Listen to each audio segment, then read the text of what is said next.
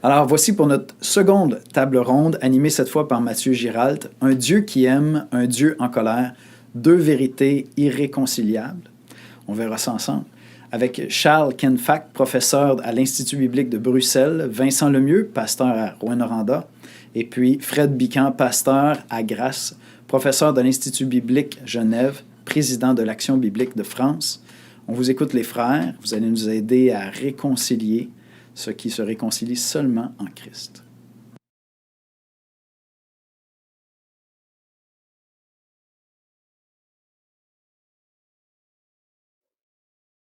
Bonjour à chacun et bienvenue à cette table ronde de notre conférence en ligne Christ mort pour nous.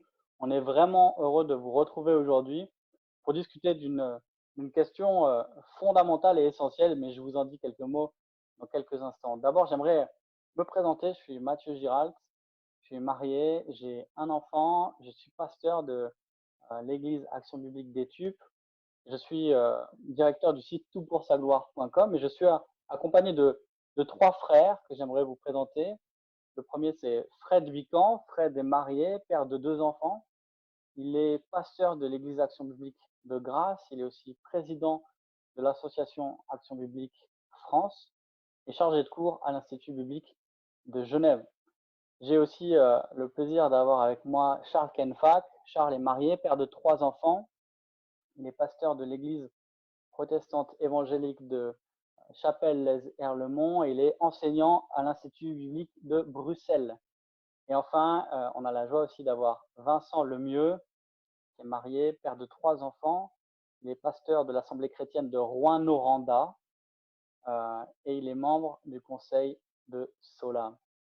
Alors la question qui nous amène aujourd'hui à discuter ensemble, on va passer à peu près une heure ensemble, et la question qui nous amène, c'est un Dieu qui aime, un Dieu en colère, deux vérités irréconciliables, point d'interrogation. C'est vrai qu'on a d'une part la Bible qui affirme que Dieu est amour, que Dieu aime, et c'est une notion qui est partagée par tous les chrétiens et même par les non-chrétiens. Et d'un autre côté, on a cette affirmation qui est soutenue par les chrétiens depuis les débuts de l'Église chrétienne que Dieu est en colère. Alors, comment les deux peuvent fonctionner ensemble? Et est-ce que l'un invalide l'autre? Souvent, on entend que un Dieu en colère ne peut pas être un Dieu d'amour. Alors, ce que je vous propose, c'est qu'ensemble, on puisse se poser un certain nombre de questions, avancer et puis peut-être arriver à la fin à une réponse qui soit satisfaisante. Alors, ce que j'aimerais faire avec vous ce soir, peut-être, les frères, c'est d'abord essayer de définir les choses. Et premièrement, on va se demander, un Dieu qui aime, de quoi parle-t-on quand on parle de l'amour de Dieu? Et Charles, est-ce que tu veux nous donner peut-être quelques premières pistes par rapport à cette question? Oui, en effet. Bonjour à chacun. Euh, c'est une question en effet importante. Oui, il est important tout d'abord de dire en fait que quand on parle de l'amour de Dieu, il faut tout de suite préciser en fait qu'il ne s'agit pas de l'amour éros, d'un amour érotique que je pourrais avoir avec ma femme ou qu'un homme euh, dont on homme serait épris de sa femme. Il ne s'agit pas donc non plus d'un amour philos, appréciation, estime d'un ami. Par amour de Dieu, en fait, on parle de l'amour agapé de Dieu, de l'amour de Christ pour les hommes. Et ensuite, il faut peut-être aussi dire que qu'on ne peut pas bien cerner cet amour de Dieu sans parler du péché, qui est donc la violation de la loi de Dieu. Pour ne citer que la définition que donne un Jean 3 au verset 4. Le péché, c'est la violation de la loi. Et Hmm. ce péché, on le sait, il a dévasté sur son chemin euh, les, les relations de l'homme avec Dieu. Or, justement, Dieu aime sa créature, il aime et il désire garder relation avec lui. Il faut dire que ce désir, en fait, ne s'estompe même pas, malgré le fait que l'homme a sombré résolument dans le péché qui affecte tout l'homme. Et donc, justement, au lieu de livrer l'homme à la destruction, à l'enfer éternel, Dieu a voulu, il désire en tout cas, sauver le pécheur, le tirer de cet embourbement dans lequel il est entré. Et donc, lorsqu'on Merci parle de Charles. l'amour de Dieu, en fait, cet amour, c'est un amour en fait sacrificiel de Dieu pour les hommes, un amour donc qui est allé jusqu'à ce que Dieu offre son Fils pour nous, au lieu de nous écraser donc et de nous faire disparaître comme cela le méritait plutôt à cause de nos fautes. Merci Charles. Tu es allé directement à la conclusion, donc on peut s'arrêter là. Merci à tous et Non. Mais merci en tout cas, on a déjà la perspective et c'est vrai que quand on parle de l'amour de Dieu, on pense directement en tant que chrétien à la croix, justement, on va y arriver. Alors ma question peut-être pour toi Fred, par rapport à ce que Charles a dit, et il a eu raison de lier directement la question de l'amour de Dieu à la croix, puisque c'est peut-être la manifestation la plus glorieuse de l'amour de Dieu. Mais est-ce que euh, peut-être on a des exemples ou des indices qui nous montrent que l'amour de Dieu est là depuis le début et même que Dieu est amour. Pas seulement qu'il euh, nous, nous montre son amour, nous manifeste son amour, mais qu'il est amour. En d'autres termes, est-ce qu'il y a des choses dans la Bible qui nous disent que l'amour est une des caractéristiques essentielles de Dieu? En effet, mais d'abord, c'est un verset, ça, Dieu est amour. Et puis, comme la Bible nous le montre, en fait, tout ce qui est bon, d'une manière ou d'une autre, c'est Dieu qui en est la source. Et donc, en ce qui concerne l'amour, c'est Dieu qui est la source de l'amour par excellence. Non seulement il incarne cet amour, mais c'est lui qui fait en sorte que s'il y a des créatures qui elles-mêmes non seulement reçoivent son amour, mais expriment cet amour, par exemple les parents vis-à-vis des enfants ou au sein du couple, etc. C'est Dieu qui est l'auteur de tout cela. Sans Dieu, on n'existerait pas, mais je veux dire, sans l'amour de Dieu, rien dans la création ne pourrait exprimer ce que nous appelons l'amour, quelle que soit la forme et la nature de cet amour. Du moment que c'est un amour qu'on n'est pas en train de parler de quelque chose de perverti et qui mériterait pas d'être appelé amour. Voilà, donc Dieu est la source et la Bible nous démontre que Dieu est cette source. Et quand Jésus, dans le Sermon sur la montagne, veut nous donner un exemple d'amour de notre prochain sans nous soucier que ce prochain soit un ami ou un ennemi, parce qu'il explique aux gens qui sont autour de lui que aimer ses amis, ça c'est à la portée de tout le monde et que les païens le font très bien, mais que Dieu attend de nous que nous aimions même nos ennemis. Et il prend pour exemple la grâce commune de Dieu et il dit votre Père fait pleuvoir et donne son soleil aux méchants comme aux bons. Alors dans un milieu, alors nous qui sommes peut-être citadins, les frères, je ne sais pas si vous vivez en campagne ou en ville, mais quand on est citadin, on a l'impression que le soleil c'est gentil et que la pluie c'est méchant, mais en réalité, quand on est dans un monde agricole, et même à notre époque où on commence à se questionner sur le réchauffement climatique, la pluie est une bénédiction au même titre que les rayons de soleil. Et sans les deux, la vie ne serait pas réellement possible sur Terre. Et donc Jésus, par cet exemple agricole et climatique qui parle de façon universelle, nous montre que le Père céleste, celui qui devient notre Père dans notre relation avec Christ, mais en tout cas le Créateur du monde, Dieu Tout-Puissant qui se révèle dans la Bible, est la source de tout ce qui est bien, et y compris dans les bénédictions naturelles. Et il fait en sorte que ces bénédictions, dans sa grâce commune, touchent indifféremment tous les hommes. Il faudra rendre compte de ce qu'ils ont fait de ces bénédictions, mais n'empêche que même un athée, même quelqu'un qui est révolté contre Dieu, qui ne veut pas entendre parler de lui, il reçoit de bonnes choses dans sa vie, à commencer par les bénédictions climatiques, la planète sur laquelle il vit, la nourriture et encore toute une liste très très longue de choses.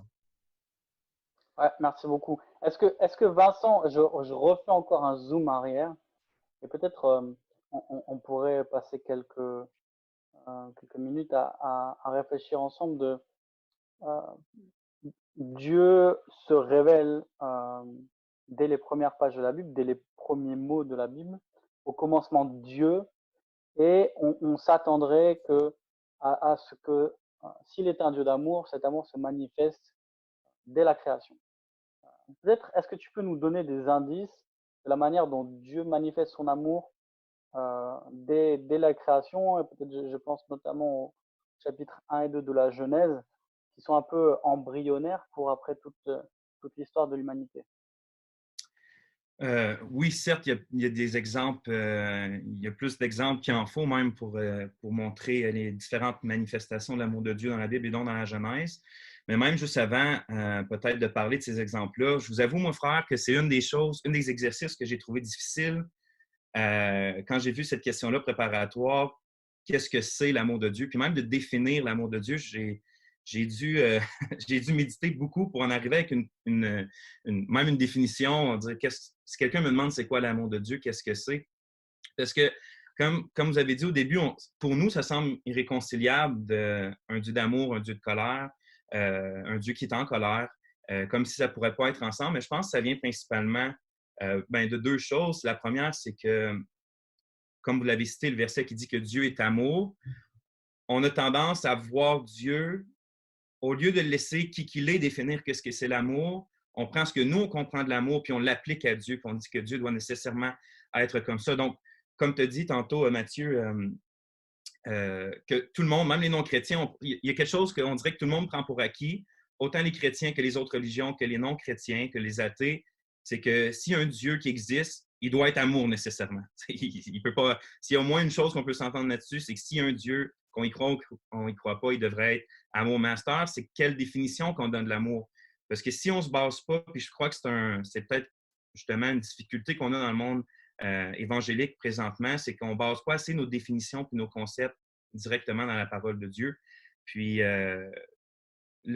quand on parle que Dieu est amour, comme tu l'as si bien dit, Mathieu, c'est qu'on parle vraiment de son essence lui-même. On ne parle pas de juste une manifestation de qui qu'il est. Dieu ne peut pas être autre chose qu'amour. Comme Jean va dire, Dieu est amour. C'est ce qu'il est, c'est ce qu'il a toujours été. Il ne peut pas agir différemment. Il ne va pas des fois manifester de l'amour, puis des fois non. Finalement, quand on parle que Dieu est amour, on parle du Dieu aimant. Puis ça se manifeste de plusieurs façons. Vous l'avez nommé de façon providentielle au travers de la création. Dieu manifeste quelque chose de son amour au travers de tous les hommes. Il le fait aussi de façon élective avec son peuple. C'est un amour, c'est pas le même amour qu'il fait envers tous les hommes, mais c'est une manifestation particulière de son amour. Puis il le fait ultimement à la croix. On voit, comme tu me posais dans la Genèse, mais on voit finalement l'amour du Dieu trinitaire qui n'a besoin de personne. Il n'a pas besoin de créature, il n'a pas besoin de création, il n'a pas besoin d'être glorifié, mais qui décide quand même, dans sa volonté, de vouloir faire participer une création dans cet amour intratrinitaire, dans cet amour-là qu'il a, lui, entre le Père et le Fils et le Saint-Esprit. Puis c'est là que je vois dès le début où tu as un Dieu qui a besoin de personne, qui décide quand même de faire une création, pas parce qu'il en a besoin, mais parce qu'il veut comme... C'est comme si son amour est tellement grand qu'il veut en faire participer d'autres pour leur bien à eux. Fait que finalement, je pense que c'est ça l'amour, c'est que c'est de Dieu, c'est une disposition volontaire de sa part de vouloir faire du bien à l'autre. Excellent, ouais, on retient cette définition que je trouve excellente. Merci d'avoir aussi parlé de l'amour qu'il existe entre les trois personnes de la Trinité. Euh, c'est intéressant parce que souvent, c'est vrai qu'on entend Dieu t'amour, etc. Et puis, parfois dans la tête des gens, le fait qu'il est amour, ben, il doit faire tout ce que l'on veut. Or, justement, l'amour de Dieu qui existe avant la création, qui existe parfaitement au sein de la Trinité, établit son indépendance. Dieu n'a pas besoin de quelqu'un d'autre ou d'autre chose pour aimer, en fait. Et donc, dès lors, tu l'as dit, son amour, c'est seulement la manifestation du débordement de ce qu'il est, de son amour, de sa volonté souveraine de bénir les autres. Et donc, en fait, quand on est en train d'affirmer l'amour de Dieu, on est en train aussi de parler de sa souveraineté. Et donc, on n'a plus un Dieu qui aime et qui doit être au service, mais on a un Dieu qui aime et qui est souverain dans son amour. Et donc, ça, peut-être, ça va aussi nous aider pour tout à l'heure. Merci beaucoup alors pour toutes ces réponses. Je vous propose d'avoir la même question. Et alors, tu l'as dit, Vincent, et c'est bien que tu l'aies dit, merci. C'est pas évident en fait. C'est un thème qui est tellement grand et qui est tellement présent dans toute la Bible, mais aussi dans nos vies, qu'on a l'impression que c'est facile de le définir. Or, tu sais que Don Carson a écrit un livre qui s'appelle La doctrine difficile de l'amour de Dieu. Et tu as bien fait de le souligner, Vincent, que il existe plusieurs facettes à l'amour de Dieu. Et donc, quand on est en train de parler de l'amour de Dieu, on n'est pas toujours en train de parler de la même chose. Et donc, c'est intéressant les distinctions que vous avez fait chacun. Merci beaucoup. On va se poser la même question sur la colère de Dieu. De quoi parle-t-on quand on parle de la colère de Dieu? Euh, alors, je vous lance des questions pêle-mêle, comme ça je vous laisse prendre celles qui vous intéressent le plus, mais est-ce que la colère de Dieu, d'abord, est un attribut de Dieu de la même manière que Dieu est amour? Est-ce qu'on peut dire que Dieu est colère? Ou est-ce qu'on devrait dire que Dieu est en colère? Ensuite, quand on dit que Dieu est en colère, on dit quoi finalement? Et enfin, la colère de Dieu, comment elle se manifeste? De quoi on parle précisément quand on parle de la colère de Dieu quand il l'exprime? Je ne sais pas lequel de vous veut commencer. Peut-être celui qui veut commencer aura le privilège de prendre la question la moins compliquée. Mais Ah, Serge, Vincent, il a enlevé son micro, vas-y. ben, je trouve que tu as posé une bonne question.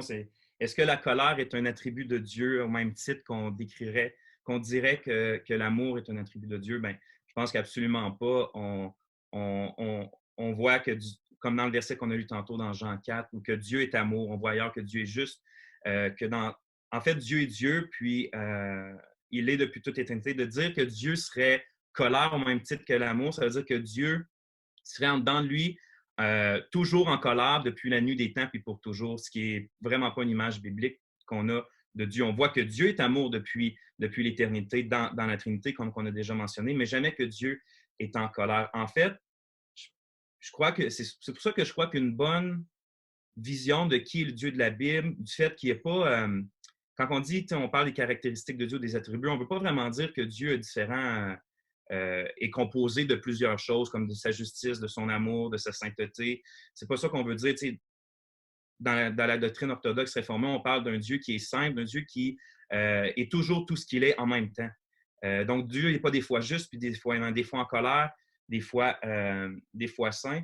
Donc, pour moi, de comprendre, on doit essayer de comprendre la colère de Dieu comme la colère d'un Dieu aimant. On n'a pas le choix de le voir autrement.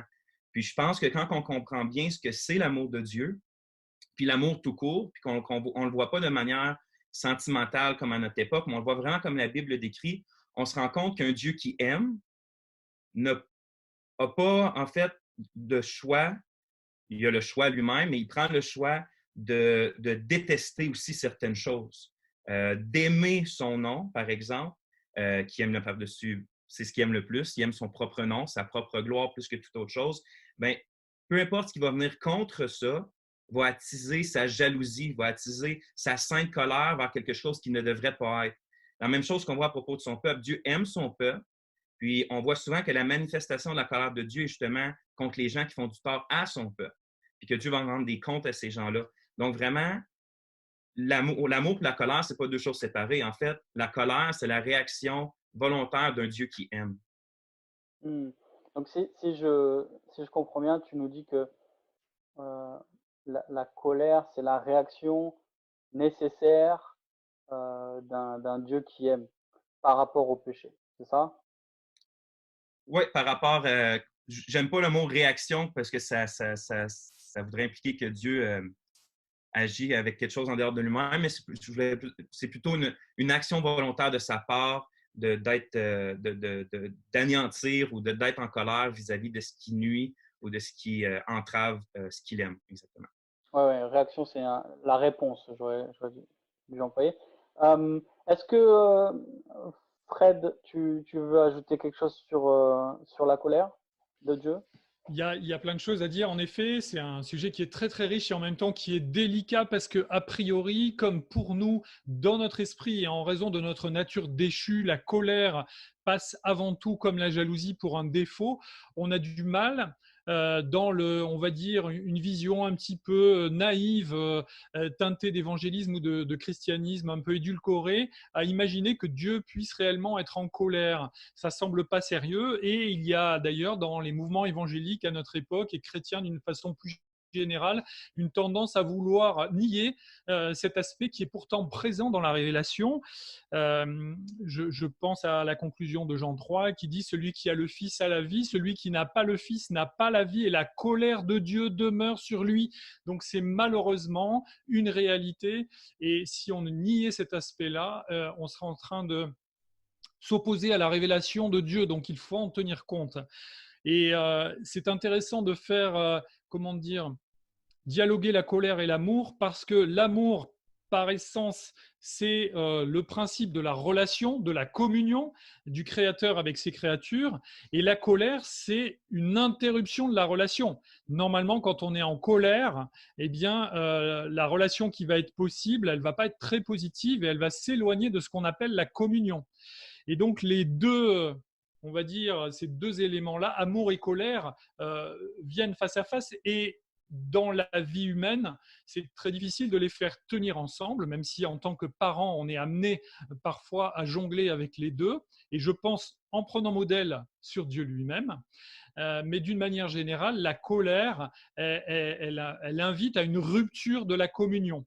Et il y a dans la façon même dont Dieu parle de son amour, je veux juste lire Romains 5,8 qui dit ceci: « Voici comment Dieu prouve son amour envers nous.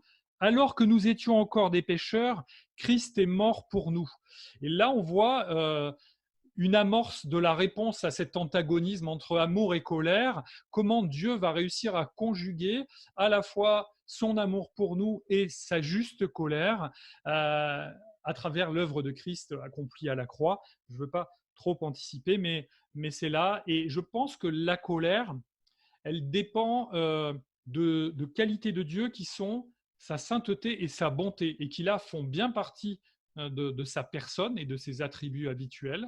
Et c'est parce que Dieu est saint, et c'est parce que Dieu est parfaitement bon, qu'il doit nécessairement, pour être cohérent avec lui-même, être en colère quand il y a quelque chose d'indigne qui se manifeste, comme le péché et la révolte des êtres humains.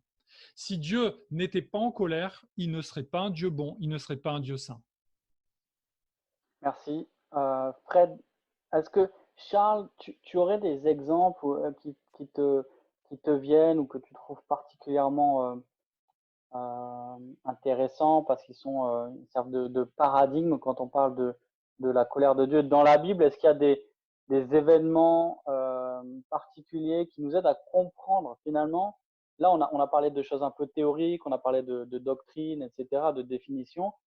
Mais concrètement, qu'est-ce que ça veut dire? Comment se manifeste cette colère de Dieu contre le péché, contre les pécheurs? Non, le sujet est vraiment captivant. J'ai beaucoup aimé l'intervention de Fred et celle de Vincent. Et oui, c'est vrai que on a vite fait en fait d'opposer colère et amour, alors qu'en effet, comme le disait Vincent, je trouve que ce n'est pas judicieux de le faire. Et comme tu le dis, Mathieu, dans l'Écriture, je pense qu'il y a des expressions de la colère, et je pense que Fred en a fait un petit peu allusion par rapport à nous en tant que parents. Lorsque je châtie, lorsque je punis mon enfant, j'exprime par là, en fait, bien sûr, ma colère. Et donc, en effet, comme Fred l'a dit, il y a une rupture de relation. Mais en fait, je traduis mon amour pour elle, puisque j'ai trois filles. Et justement, cette petite boutade, un jour, j'ai puni ma dernière. Et alors, elle est vraiment très nature. Hein, elle est vraiment, parfois, quand la punition est passée, alors elle me parle. Elle me dit, mais papa, est-ce que quand tu étais petit, ton papa, il te punissait? Je dis oui. Bon, et elle me dit, est-ce que tu avais mal? Bon, en l'occurrence, je lui avais tiré les oreilles. Euh, et je lui dis, bah oui. Et il me dit, mais et toi qui es maintenant parent, comment ça se fait-il que tu punisses ton enfant puisque tu sais très bien comment tu le ressentais? Et je lui dis, en fait, quand je te punis, d'une part, moi j'ai mal aussi, moi. Elle dit, mais pourquoi tu le fais alors? Je dis, ben, je le fais parce que je t'aime. Alors là, tu le fais parce que tu m'aimes. Et vous vous rappelez sans doute de ce texte de Proverbe en fait qui nous demande, ben là, le thème n'a plus bonne presse aujourd'hui, de ne pas épargner le bâton à l'enfant parce qu'il y a la sottise qui s'attache à lui et cette sottise-là ne part que par le bâton. Alors par bâton, générique, on peut dire punition. Et donc en fait, punir, être en colère, c'est manifester également de l'amour. D'ailleurs, alors j'étais assez frappé à l'époque par un article de Andrew Swanson, et c'est un article en anglais, en fait, le titre c'est The Love of God for the Non-Elect. dans l'amour de Dieu pour les non-élus. Et ça, c'est un peu frappant, en effet. Donc là, on a parlé de parents, nous aimons nos enfants, même quand il y a un devoir de punition qui s'impose, mais Dieu également. Quand Dieu est en colère, quand Dieu châtie même, en fait, il manifeste par là son amour. Parce que si, imaginez-vous, ce que j'ai un petit peu dit à ma fille, imaginez que je lui ai dit, imagine que je sais pas, tu t'embourbes, tu salis tous tes habits, tu fais n'importe quoi et je ne fais rien. Je dis, ah, c'est que tu as fait ça, je ne fais rien. Ce serait de l'indifférence. Ce serait en fait, ça serait pas du tout aimer mon enfant que de faire cela. Et même chose pour Dieu, quand les hommes, bien entendu, pêchent, euh, il est comme normal, naturel, normal pour Dieu en tout cas, de répondre par sa colère et donc par son châtiment, dont on parlera un petit peu peut-être tout à l'heure. Et peut-être aussi dire ça que euh, c'est dans la nature même des choses. Lorsque péché il y a, l'homme est en situation, en état de culpabilité. Alors, les experts parlent de reactus culpae, et cette culpabilité en fait appelle le châtiment, appelle en fait la sanction, notamment, et avant cette sanction-là, il y a la colère notamment qui le manifeste.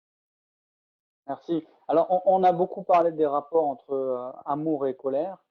Maintenant, j'aimerais poser peut-être une question où on va répondre de manière un peu plus directe sur le rapport entre les deux, et notamment le rapport entre les deux à l'intérieur du message de l'Évangile. Ma question est la suivante. En quoi la bonne nouvelle de l'Évangile disparaît quand on évacue l'un ou l'autre aspect? En quoi à la fois l'amour de Dieu et la colère de Dieu sont constitutifs de la bonne nouvelle de l'Évangile? Fred ou Vincent, vous voulez commencer? Je peux commencer. Ben, en fait, que tu enlèves un ou l'autre, c'est clair. Ça fait qu'il y a, ben, dans un cas, si tu enlèves la colère de Dieu, donc il n'y a pas, il y a pas de colère punitive de Dieu, il n'y a pas de conséquences au péché, il n'y a pas de condamnation, de malédiction. C'est ce qu'on voit, que la colère de Dieu se manifeste comme ça au travers des Écritures, que Dieu est en très, très grande fureur contre le péché de l'homme, contre l'homme lui-même, à cause de son péché. Puis ça, on a de la misère à le voir souvent parce qu'on ne voit pas Dieu comme il est vraiment.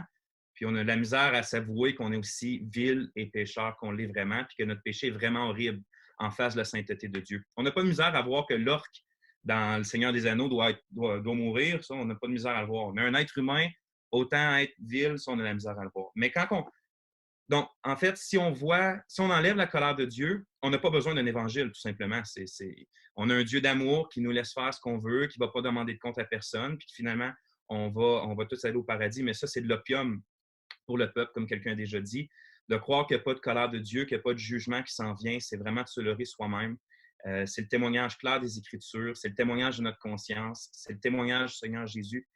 S'il n'y avait pas eu de colère de Dieu à absorber pour sauver son peuple, le Seigneur Jésus-Christ ne serait pas venu, ne serait pas fait homme pour venir nous sauver. Donc, s'il n'y a pas de colère de Dieu, pas de justice de Dieu, il n'y a pas besoin d'un évangile.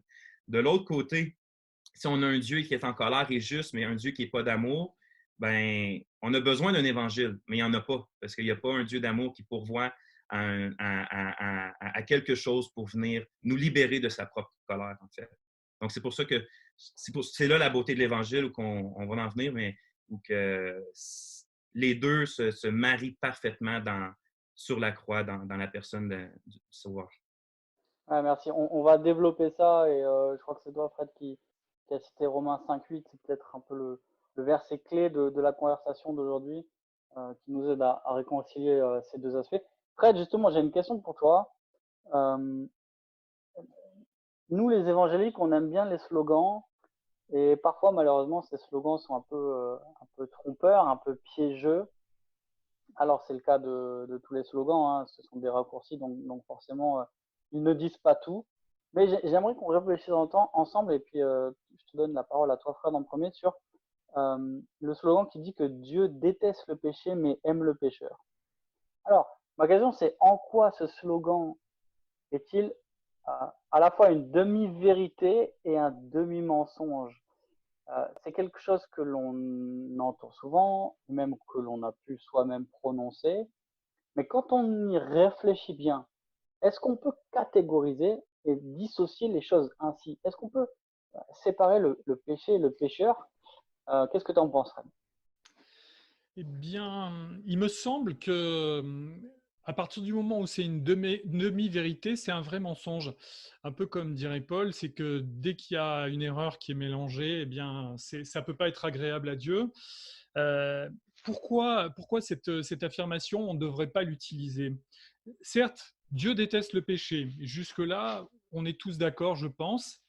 Mais si on veut l'opposer à mais il aime le pécheur, alors là, on est en train d'affirmer quelque chose qui, dans certains cas, est faux, ou alors il faut définir ce qu'on entend par aimer le pécheur.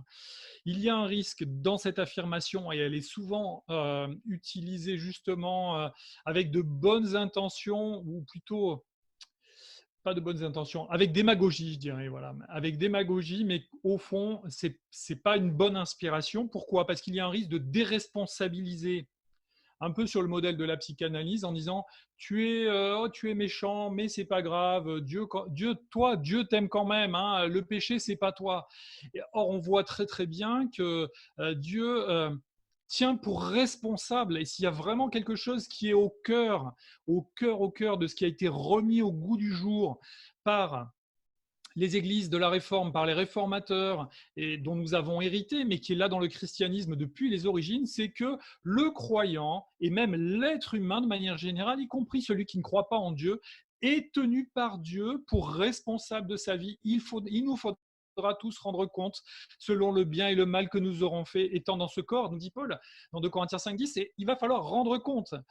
Or, la Bible nous dit que nous sommes tous pécheurs, mais elle nous montre aussi que tous ne seront pas sauvés. Autrement dit, est-ce qu'on peut dire que l'amour que Dieu porte à ses enfants est le même que celui qu'il porte à l'ensemble de l'humanité? C'est pour ça que dans la première question, je proposais d'articuler l'amour en fonction d'un côté de la grâce commune et de l'autre de la grâce spéciale. Il y a un amour qui est dispensé par Dieu à l'ensemble des êtres humains, mais qui ne concerne pas la réconciliation. Et puis, mais il n'empêche que les êtres humains devront rendre compte, un peu comme il est dit dans Romains 1, ils sont inexcusables parce qu'ils n'ont pas glorifié le Dieu de la création, qui se manifestait pourtant de façon évidente. Mais on ne peut pas comparer cet amour-là à l'amour efficace qui sauve le pécheur. Et ça se produit uniquement dans le cadre de l'élection divine en faveur de ceux qui deviennent enfants de Dieu. Et le signe qu'on est enfant de Dieu, c'est la foi en Jésus. Et c'est par ce moyen-là que Dieu fait entrer dans notre vie sa grâce et qu'il exprime le travail du Saint-Esprit qui nous a conduits repentants au pied de la croix. Autrement dit, pour que le pécheur soit aimé par Dieu et dissocié de son péché et de la punition que mérite son péché, il faut l'œuvre de la croix. Sans ça, cette affirmation donne une fausse assurance. Ok, merci beaucoup Fred. Alors, on peut affirmer donc avec force que Dieu déteste le péché, ça c'est sûr. On peut affirmer aussi que Dieu aime le pécheur dans une certaine mesure et d'une certaine manière. Tu as parlé de l'amour qui s'exprime dans la grâce commune. Mais en disant ça, voilà, on n'a pas tout dit. Et peut-être qu'il faut re-questionner les choses les slogans, les choses qui sont parfois pratiques, mais souvent un peu piégeuses. Donc merci beaucoup pour cet éclairage. Euh, Charles, j'aimerais maintenant, peut-être on arrive aux deux dernières questions. C'est sur ces deux dernières questions qu'on va passer le plus de temps. J'aimerais bien qu'on les presse un peu comme un citron pour faire sortir vraiment tout le jus théologique et pastoral qu'on peut. Euh, Pourquoi? Parce que ces questions, finalement, elles sont au cœur de notre vie chrétienne. La première question, c'est justement comment la croix, on en a parlé à plusieurs reprises. Et toi, Charles, tu en as parlé dès le début, donc c'était excellent parce que ça nous a donné vraiment la direction dans laquelle on veut aller. Comment la croix est l'endroit où l'on voit à la fois l'amour de Dieu et sa colère. Alors peut-être on peut avoir une approche théologique, on peut aussi avoir une approche une lecture. Comment on le voit ça dans la Bible? Quand on lit les évangiles, euh, qu'est-ce qu'il nous montre dans le récit des évangiles? La colère de Dieu à la croix et son amour. Euh, je te laisse répondre, Mhm. Charles, ce que tu veux, et puis après les autres, on va compléter. Tout à fait. Alors, un petit mot pour rattacher cette réponse-là à la précédente. Euh, Parce qu'en fait, je trouve vraiment que l'amour prend davantage de relief dans le cadre d'un être justement qui est détestable, incapable d'être agréable à Dieu. Et donc sous les projecteurs justement de la colère et du châtiment de Dieu. Euh, D'ailleurs, là encore, une petite boutade. Je pense que une boutade qui indique en tout cas un peu le problème. Je crois que c'est un fait réel qui s'est produit, je pense, en Belgique ou en France. C'est une campagne d'évangélisation qui a eu lieu et des chrétiens bien intentionnés, bien entendu, ont écrit une grande pancarte en disant Jésus est la solution. Et je pense que ça peut nous ressembler à tous dans pas mal de nos églises. Et en tout cas, un passant un peu innocent ou un peu provocateur est venu contre-écrit juste en dessous, mais quel était le problème? Et tout ça pour montrer en fait que pour qu'on puisse davantage souligner une solution, ben, il faut déjà bien mettre en évidence un problème. Et justement, le problème pour lequel la croix et l'amour de Dieu se manifeste à la croix, c'est justement ce problème du péché de l'homme qui le sépare de Dieu, qui le, voilà, oui, qui le rend exécrable aux yeux de Dieu. Et, euh, et bien entendu, lorsque enfin, peut-être juste un verset qui peut peut-être me servir d'amorce. C'est dans 2 Corinthiens 5 au verset 21, lorsque l'apôtre Paul dit que celui qui n'a pas connu le péché, il, Dieu, l'a fait devenir péché pour nous, afin que nous devenions en lui justice de Dieu. Et bien là, on voit bien que Dieu a été en fait jusqu'à se détourner de son propre fils, son fils unique, celui qui avait toute son affection, comme il le dit lui-même, notamment lorsque sur la montagne, par exemple, euh, et il est allé jusqu'à frapper ce fils unique. Et, euh, et c'est en frappant ce fils unique qu'il a non seulement démontré toute la colère dont il était porteur contre le péché, notre péché en particulier, puisque Jésus n'avait aucun péché sur lui. Euh, et en frappant dans ce fils, par là même, nous avons été donc justifiés. Dieu a manifesté ainsi même sa justice. Merci. Vincent, est-ce que tu as d'autres éléments peut-être pour nous? Ben, simplement que la croix, c'est vraiment l'événement le plus merveilleux, puis en même temps à mon sens, le plus terrifiant qui s'est jamais produit. C'est à la fois là où en fait, c'est là qu'on voit, quand tu parlais de la colère et l'amour, c'est là qu'on voit réellement euh, l'horreur de notre péché au point où que pour nous emmener à Dieu, Christ n'avait pas le choix que de prendre cette colère-là sur lui. Dieu ne pouvait pas passer outre. Il ne pouvait pas juste oublier cette colère-là, ne pouvait pas juste s'éteindre, s'éteindre. Non, c'était, s'il ne se passe pas la croix, on est tous là, puis on va toujours pour l'éternité sous la colère de Dieu, à souffrir dans la honte et dans la douleur. Puis à cette croix-là, tu vois la personne d'un bord la plus merveilleuse qui a jamais existé, qui va jamais exister. Tu as celui qui a créé toutes choses. Tu as le Fils de Dieu, la personne la plus aimable, la plus belle, la plus incroyable, la plus glorieuse, qui prend lui qui mérite, qui a jamais, s'il y a un seul humain qui n'a pas mérité la colère, c'est bien lui parce qu'il a vécu dans l'obéissance parfaite. Comme mon frère a dit, c'est lui en qui toute l'affection de Dieu, tout le plaisir de Dieu était. Et c'est cette personne-là qui, sur cette croix-là, prend notre condamnation. Donc, tu vois toute l'horreur de la colère du Père qui finalement punit son Fils à notre place. Mais en même temps, c'est là que tu vois son amour le plus grandement manifesté parce qu'il offre ce qu'il aime le plus. Il offre l'objet suprême de son amour qui est son Fils bien-aimé. Donc, à cette croix-là, il y a vraiment En fait, c'est notre assurance, c'est notre joie, c'est notre confession, c'est que là, Dieu a apaisé, a enlevé Christ a pris sa colère sur lui, et pour que nous, il n'y ait plus aucune condamnation sur nos têtes, puis qu'on puisse maintenant vivre pleinement dans l'amour de Dieu sans jamais avoir à craindre sa colère punitive, en fait. Vraiment l'événement le plus incroyable de l'histoire de l'humanité. Hmm, merci beaucoup. Frère, est-ce que toi, tu as des idées peut-être dans les évangiles, comment on voit cette colère et comment on voit cet amour? Comment ça se manifeste? Quels sont les indices dans notre lecture que l'on peut relever concernant ces deux notions?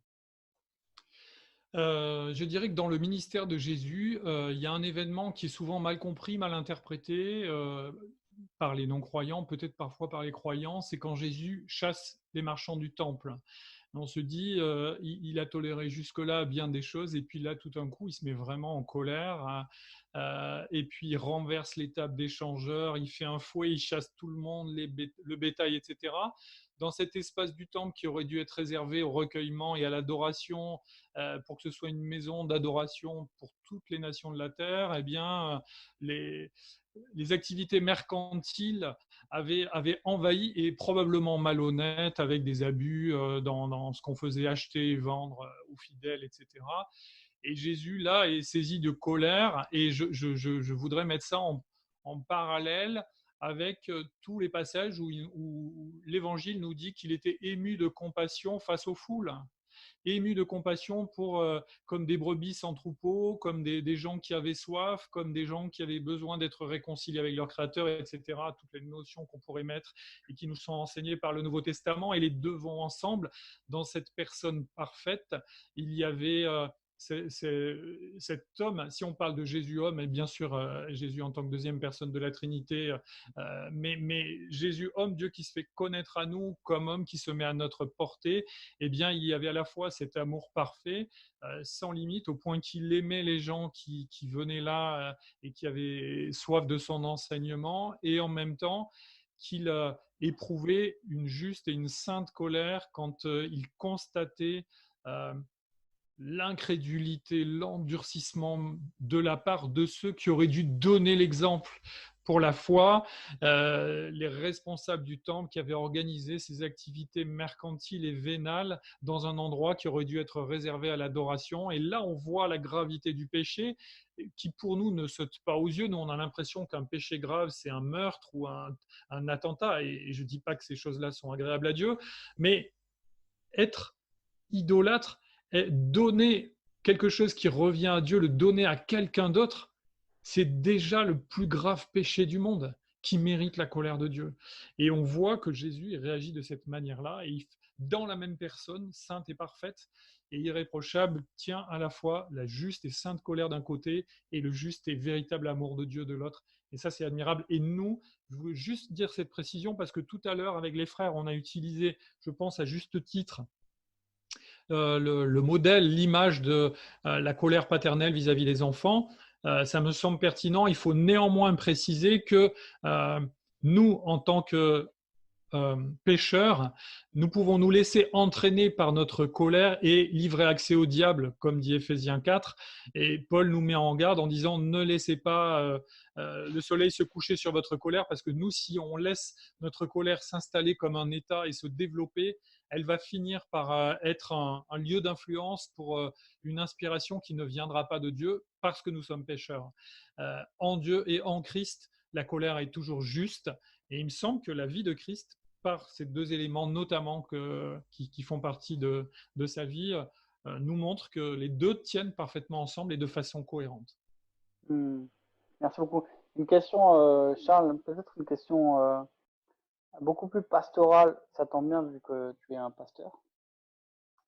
Euh, Qu'est-ce que tu dirais à quelqu'un, et peut-être c'est le cas aujourd'hui, vous qui nous regardez, peut-être que vous vous posez cette question.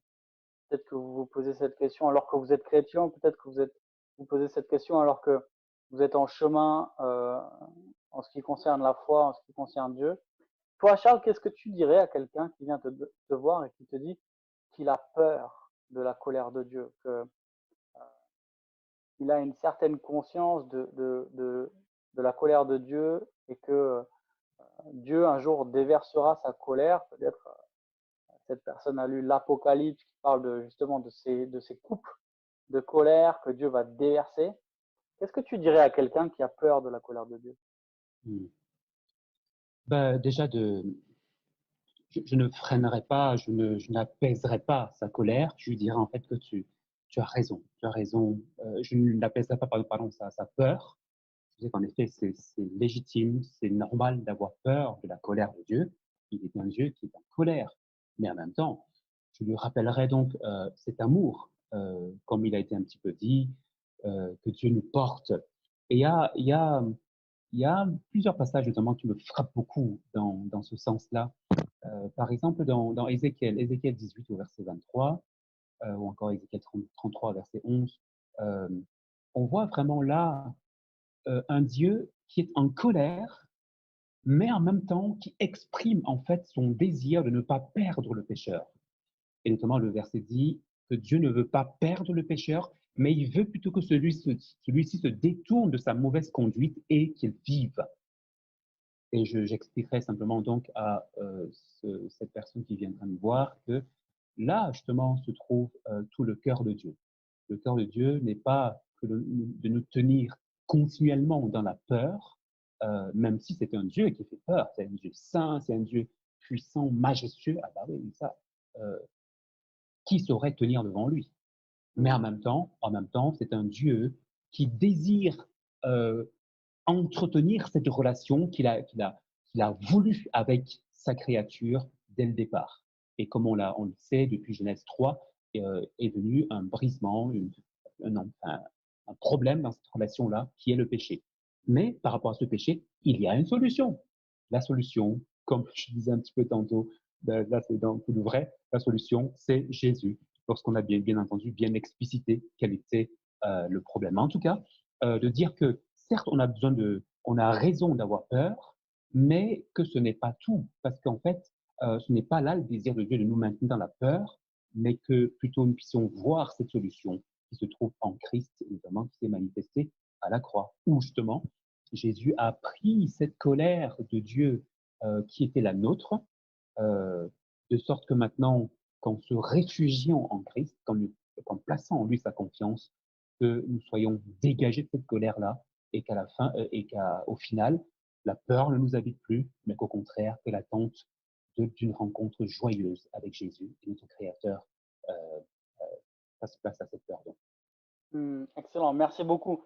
Et on voit dans ta réponse que tu as peut-être euh, tu parlais peut-être à quelqu'un qui était en chemin ou qui peut-être découvrait ou allait découvrir la foi chrétienne.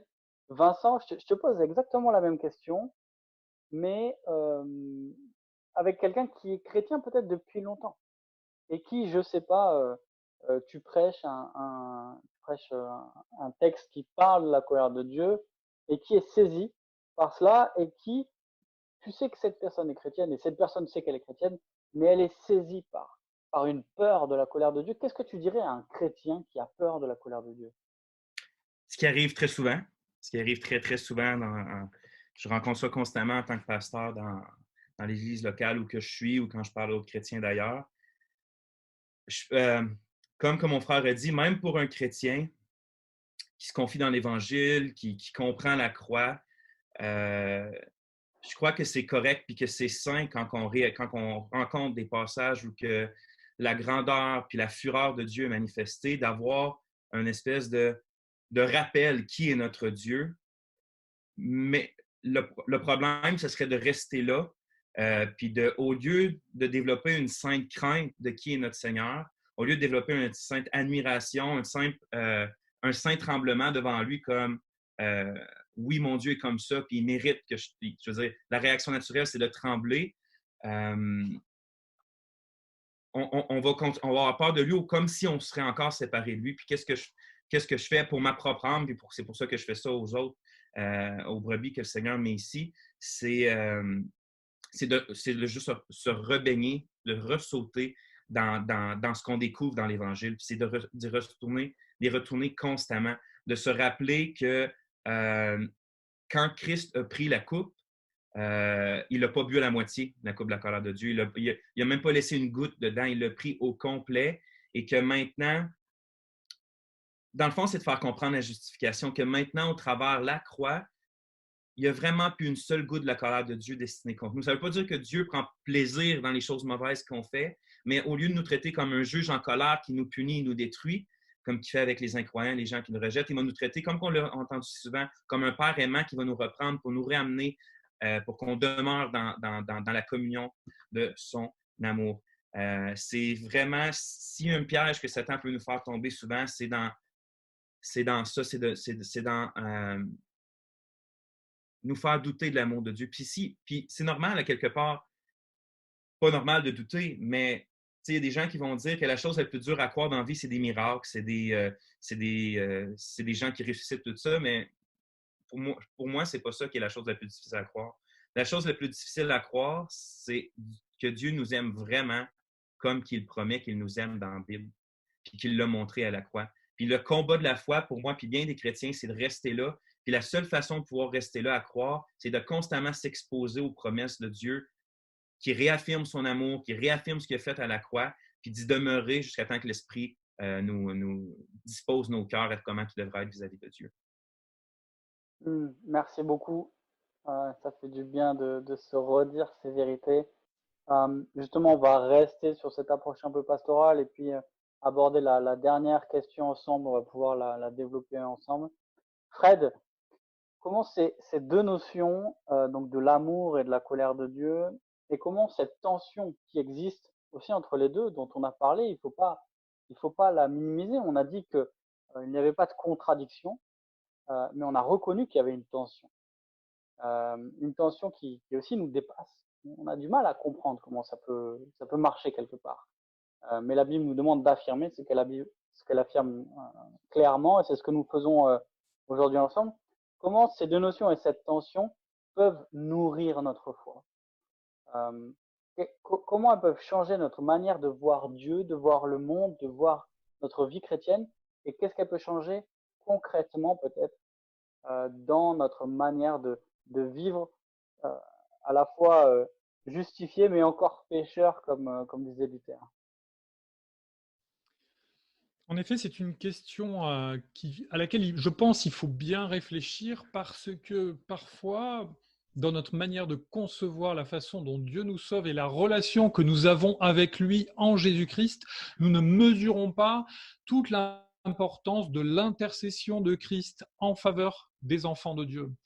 On a l'impression que Jésus a tout accompli pour transformer des pécheurs en enfants de Dieu, et on a raison de dire ça, bien sûr, sur la croix, rend possible tout ce qu'on a exprimé. C'est ça le versant, on va dire, positif pour nous de l'Évangile, la bonne odeur de Christ pour ceux qui sont sauvés. C'est aussi une odeur de condamnation pour ceux qui sont réprouvés, mais pour nous qui sommes sauvés, c'est la bonne odeur de l'Évangile. Et Dieu passe de juge à père. Et donc, la relation que nous avons avec lui, au lieu d'être une relation de châtiment par rapport à une loi qui dit que nous devons mourir, ça devient une relation filiale, familiale, qui a pour but de nous corriger, de nous édifier. Et il me semble que le passage qu'on trouve au début de la première épître de Jean nous exprime bien en quoi cette œuvre de Christ doit nous aider à grandir dans la foi. Je vous lis juste quelques versets. 1 Jean, chapitre 1, je lis à partir du verset 8 et jusqu'au deuxième verset du chapitre 2. Si nous disons que nous n'avons pas de péché, nous nous trompons nous-mêmes et la vérité n'est pas en nous. Si nous reconnaissons nos péchés, il est fidèle et juste pour nous les pardonner et pour nous purifier de tout mal. Si nous disons que nous n'avons pas de péché, nous faisons de Dieu un menteur et sa parole n'est pas en nous. Mes petits enfants, je vous écris cela afin que vous ne péchiez pas. Mais si quelqu'un a péché, nous avons un défenseur auprès du Père, Jésus-Christ le juste. Il est lui-même la victime propitiatoire pour nos péchés, et non seulement pour les nôtres, mais aussi pour ceux du monde entier. Voilà, ces versets-là, ils ne sont pas en train de parler de... l'apôtre Jean n'est pas en train de parler à des gens qui doivent devenir chrétiens, il est en train de parler à des chrétiens qui sont en communion avec l'enseignement des apôtres et qui sont en communion à travers cet enseignement avec le Fils et donc avec le Père. Et il parle de notre quotidien en disant que si, moi en tant que chrétien, je pense qu'une fois que je suis né de nouveau, je suis sans péché, je m'abuse. Il y a encore chaque jour une œuvre, et j'ai volontairement substitué dans ma version propitiation à expiation, parce que sur la base d'un commentaire qui me semble juste de John Stott sur cet épître, eh bien, le grec ilasmos correspond à propitiation. La propitiation de Christ, c'est rendre Dieu propice, et c'est plus que l'expiation. Ça contient l'expiation, mais en plus, ça parle du relationnel. Notre relation avec notre Père céleste est assurée parce que Christ intercède sans cesse en faveur des enfants de Dieu jusqu'à ce qu'ils nous prennent avec lui. Parce que dans ce déjà et pas encore de la vie chrétienne, entre la nouvelle naissance et le moment où le Seigneur nous prendra avec lui, nous sommes encore tiraillés dramatiquement par notre péché. Mais ce péché n'est plus une impasse de vie, ce n'est plus une fatalité qui nous conduit en enfer, ce n'est plus un esclavage de Satan sur nos vies. Néanmoins, c'est quelque chose qui pourrait se dresser dans la relation entre notre Dieu, notre Père, 3 fois saint, et nous, et celui qui sans arrêt fait le ménage, intercède en notre faveur et assure cette propitiation, c'est-à-dire rend Dieu propice en vertu du sang qu'il a versé sur la croix, c'est Jésus-Christ. Jésus est notre avocat jour après jour, instant après instant, jusqu'à ce qu'on soit dans l'éternité. Et ça doit nous faire du bien parce qu'à ce moment-là, on ne doit plus avoir peur de la colère de Dieu, mais en même temps, trembler de la gravité de ce péché qui, même moi en tant que chrétien, a nécessité que mon Sauveur meure sur la croix à ma place. Merci, ouais, c'est super fort. Comment, Vincent, comment ces deux notions et peut-être la croix de manière plus générale nous aident à mieux vivre la vie chrétienne? Alors ça, c'est une question un peu vague et un peu grande, mais peut-être en particulier, je pense à l'évangélisation ou au témoignage, du moins. Comment cette tension entre la colère et l'amour de Dieu doit informer notre témoignage? Quand tu parles de notre témoignage, tu veux dire la proclamation de l'Évangile ou le témoignage de notre vie? Bah, les deux, je l'ai laissé volontairement un peu lâche, cette question, OK. pour que tu puisses répondre à ce que tu veux. Ouais, je peux répondre à ce que je veux. OK. Ben, ça doit tout changer, en fait, parce que, exemple, qu'on parle de notre évangélisation personnelle, c'est que on a vraiment quelque chose de réel et de grave à mettre en garde les gens contre, qui est la colère de Dieu. Euh, Malheureusement, ce qu'on entend souvent dans l'évangélisation, c'est tu veux une meilleure vie, tu veux que Dieu fixe, tu as besoin de fixer ton mariage, de réparer ton mariage, tu as besoin d'un peu d'aide, tu as besoin de sortir de l'alcoolisme, qui est toutes des choses correctes, puis que Dieu prend plaisir à aider ses enfants dans ces choses-là. Mais c'est pas ça l'Évangile, c'est pas ça la bonne nouvelle. Christ n'est pas mort sur la croix, sous la colère de Dieu, justement, pour qu'on puisse avoir tous des mariages réparés comme ça. C'est pas le but ultime. Donc, quand on a vraiment un message grave à dire aux gens, c'est que oui, vous êtes sous la colère de Dieu. On est tous sous la colère de Dieu. Et si on meurt demain matin, c'est pour l'éternité qu'on va avoir à faire face à cette colère-là. Puis, donc, en ayant ce vrai problème-là, ce grave problème-là, cet ultime problème-là à proclamer, ça donne, comme notre frère tantôt a partagé avec la pancarte, ça donne un sens et l'unique sens à l'Évangile qu'on va proclamer après. S'il n'y a pas de colère, comme j'ai dit tantôt, il n'y a pas de bonnes nouvelles. Mais en même temps, c'est qu'on ne laisse pas les gens dans un état tu es sous la colère de Dieu puis aucune solution. On l'a au travers de l'amour de Dieu manifesté à la croix en Jésus-Christ. Donc, de ce sens-là, ça change tout. De maintenir l'équilibre entre la colère et l'amour de Dieu, puis l'ultime expression des deux à la croix, c'est la seule façon de pouvoir faire de l'évangélisation. Je pense que c'est la seule façon de pouvoir grandir dans notre croix aussi, de se rappeler que avant qu'on soit en Christ, tout ce que était Dieu était contre nous. On était des ennemis de Dieu, on était des enfants de colère par nature, ce que la Bible va dire. Mais maintenant, en Christ, tout ce que Dieu est pour nous. Et même sa colère est maintenant pour nous, pour notre bien. Ce que je veux dire, c'est que Comme on le dit, sa colère en tant que père pour punir ses enfants, pour les faire marcher droitement puis dans son amour, mais aussi sa colère contre nos ennemis qui va se manifester un jour pour venir nous libérer, les martyrs qui crient jour et nuit, jusqu'à quand, Seigneur, jusqu'à quand? La colère de Dieu un jour va s'abattre pour nous, pour notre bien, en nous libérant de tous nos ennemis. Donc, même la colère de Dieu pour le chrétien devient quelque chose dans lequel il peut se confier dedans au lieu de la craindre et de la redouter. Merci beaucoup. Et en fait, on va s'arrêter sur ces belles paroles. Merci Vincent, merci Fred, merci Charles d'avoir participé à cette table ronde. Merci à vous. Aussi à vous d'avoir regardé. On prie vraiment que ce que nous aurons partagé et au-delà de nos mots, la vérité de l'évangile, la croix de Jésus-Christ puisse vous encourager, puisse nourrir votre foi. Et on espère vraiment que cette discussion résonnera aussi dans votre vie personnelle et puis dans votre vie d'église. On vous dit à bientôt et je vous souhaite une bonne fin de journée. Nous arrivons à la fin de notre conférence en ligne Christ mort pour nous. Nous espérons que vous avez été particulièrement encouragés par les prédications qui exposaient le texte biblique et ces chapitres si précieux de l'Écriture. Nous espérons que les tables rondes vous ont été utiles pour réfléchir, pousser la réflexion autour de cette doctrine, de la pertinence de cette doctrine aujourd'hui, mais aussi l'impact qu'elle a dans ce monde autour de nous. Mais surtout, nous espérons que vous avez été émerveillés tout à nouveau devant cette vérité si précieuse, que Christ est mort à notre place, de ce que Christ a fait à la croix pour nous. Il n'y a rien de plus précieux pour nous en tant que chrétiens, et c'est ce qui nous pousse à vouloir vivre pour ce Sauveur qui nous a tout donné. Alors quelques annonces alors qu'on arrive à la fin de notre conférence. D'abord un livre qu'on voulait promouvoir et mettre en avant si vous voulez creuser la réflexion autour de ce sujet, de cette doctrine, de la rédemption que Christ a accomplie. La rédemption, écrit par John Murray, c'est un classique de la théologie évangélique et qui est disponible en français. On vous encourage vraiment à le lire, qui montre non seulement la vérité de ce que Christ a accompli à la croix, la doctrine de ce que Christ a accompli lui-même, mais aussi comment cette rédemption de Christ est accomplie et appliquée dans nos cœurs par le Saint-Esprit lui-même. Donc pour creuser ça, on vous encourage à lire ce livre. Vous pouvez vous le procurer via l'information le lien qui est affiché à l'écran.